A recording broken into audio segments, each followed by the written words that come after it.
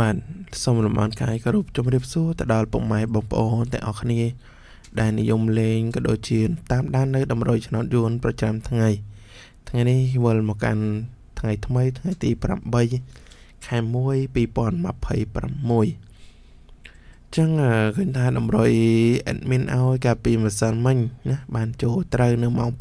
6ដូចជាពីប៉ុស្តិ៍ដែរណាពុកម៉ែបងប្អូនយើងតែថ្ងៃនេះ admin អត់បានផ្ទៀងផ្ទាត់ជូនពុកម៉ែបងប្អូនទេណាចឹង admin មកឲ្យតម្រុយតែម្ដងចឹងសម្រាប់វីដេអូថ្ងៃនេះដែរសង្ឃឹមថាពុកម៉ែបងប្អូនបានទស្សនាហើយជួយចុច like ក៏ដូចជាចុចជាវឲ្យ admin ម្នាក់មួយផងអូខេតោះកុំឲ្យខាតពេកយើងទៅមើលនៅតម្រុយឆ្នោតដែល admin បានរៀបចំជូនពុកម៉ែបងប្អូនរួចជាស្រេចណាអូខេចឹងសម្រាប់ពីលេខ admin មាន4ខ្ទង់ឲ្យពុកម៉ែបងប្អូនមាន42 49 75 81ណាពុកម៉ែបងប្អូនហើយសម្រាប់42 75ពុកម៉ែបងប្អូនអាចលេងរងលើក្រោមបាន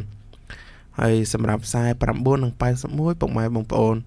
អាចយកលេងគុណត្រឡប់ណាពុកម៉ែបងប្អូនហើយសម្រាប់3លេខ admin មាន2ខ្ទង់ឲ្យពុកម៉ែបងប្អូនដូចគ្នា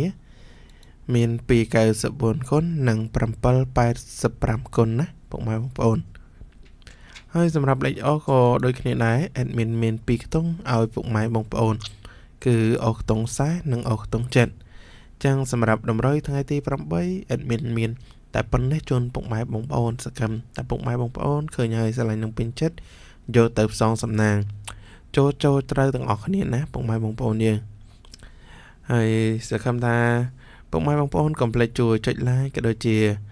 ចុចជាវឲ្យ admin ម្នាក់មួយផងដើម្បីជាកម្លាំងចិត្តក្នុងការផលិតនៅវីដេអូតម្រូវជូនពុកម៉ែបងប្អូនទាំងអស់គ្នាជារៀងរាល់ថ្ងៃ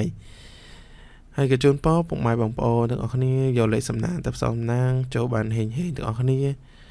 ហើយប្រកបមុខរបររកទទួលទានមានបានទៅណាមកណាប្រកបដោយសុខសុវត្ថិភាពចឹងពីខ្ញុំបាទ admin ប្លុក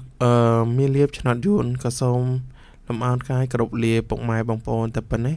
យើងជួបគ្នានៅវីដេអូក្រោយទៀតបាទសូមអរគុណ